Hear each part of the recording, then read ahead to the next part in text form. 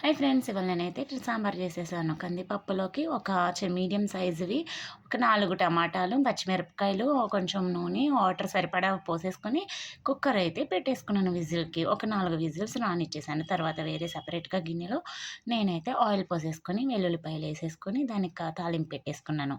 తాలింపుకి కావాల్సినవన్నీ ఏసేసుకున్నాను. ఆవాలు, జీలకర్ర, కరివేపాకు, మెంతులు, ఎండుమిరపకాయలు అన్నీ వేసేసుకొని వాటిని బాగా ఫ్రై చేసేసుకోవాలి. అవి బాగా ఎంత ఫ్రైగా అయితేనే అంత టేస్ట్ వస్తుంది ఫ్రెండ్స్.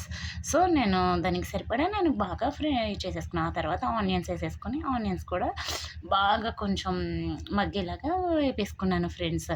అవి కూడా బాగా డీప్‌గా ఫ్రై అయిపోయినాక డీప్‌గా ఏమొద్దు ఫ్రెండ్స్. ఒక 5 మినిట్స్ అలా ఫ్రై చేసేస్తే చాలు. ఆ తర్వాత నేను వెజిటబుల్స్ అన్నీ వేసేసుకున్నాను. పొటాటో, వంకాయి, క్యారెటు, బెండకాయలు, ఆలుగడ్డ అన్నీ వేసేసుకున్నాను ఫ్రెండ్స్.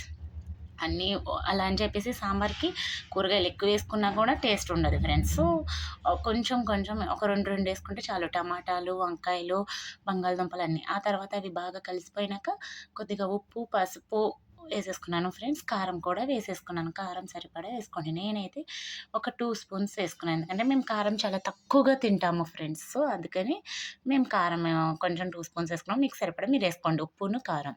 లైట్‌గా పసుపు అంతా వేసి బాగా మిక్స్ చేసేసి చింతపండు జ్యూస్ అయితే పోసేసాను. ఆ చింతపండు జ్యూస్ పోసేసినాక కొంచెం మనం ఆ చింతపండు జ్యూస్‌లో మగ్గనివ్వాలి. అది బాగా తర్వాత ఉడికిపోయిన పప్పుని మ్యాష్ చేసేసుకొని ఇందులో మిక్స్ చేసేసుకోవడమే ఫ్రెండ్స్. ఆ తర్వాత సరిపడా వాటర్ బాగా మీకు ఎక్కువ కావాలన్నా పోసుకోవచ్చు. నేనైతే సరిపడగా పోసుకున్నాను. కొంచెం ఒక పొంగు రాంగానే కొంచెం సాంబార్ పౌడర్ కూడా వేసేసుకొని బాగా మరగనిచ్చేసాను సాంబార్‌నైతే. సో, దింపేసాక కొంచెం లైట్ కొత్తిమీర అంతా అయిపోయినాక ఆఫ్ చేసేసుకొని కొత్తిమీరేసేసుకోవడమే ఫ్రెండ్స్. ఇక్కడొచ్చేసి నేను చేపల ఫ్రై చేసేసుకుంటున్నాను. మా హస్బెండ్ పప్పుచారు చేసి చేపల ఫ్రై చేయమన్నారు ఫ్రెండ్స్. సో, అందుకని నేను సాంబార్ చేసేసాను.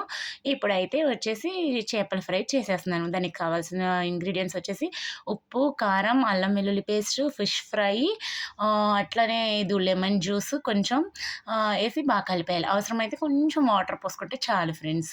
కొంచెం అంటే అంతా కొంచెం గ్రేవీలాగా అయ్యి చేపలకి పడతది కాబట్టి, సో, కొంచెం వాటర్ లైట్‌గా ఎక్కువ కూడా వద్దు. లైట్‌గా జ్యూసే వస్తది లెమన్ జ్యూస్‌దే.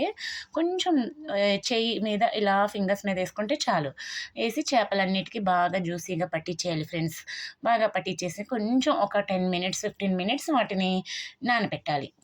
నానబెట్టేసినాక పానం పెట్టుకొని పాన్ మీద ఆయిలేసేసుకొని వీటినైతే వేసేసేసి కాసేపు బాగా ఏగనివ్వాలి. ఆ తర్వాత బాగా అయి ఫాస్ట్‌గానే అయిపోతది. ఆ తర్వాత ఇటు తిప్పేసుకొని తర్వాత మళ్ళీ కొంచెం ఆయిలేసైతే ఏసేసుకొని గార్నిష్ చేసేసుకోవడమే. కొత్తిమీరేసేసుకొని గార్నిష్ చేసేసుకోవడమే. కరివేపాకు, కొత్తిమీర. సో, అంతే ఫ్రెండ్స్. ఇవాళ అయితే మా ఇంట్లో ఇవి చేసాం friends. Sambar and fish fry. So, నచ్చితే లైక్ చేసేయండి. Please subscribe.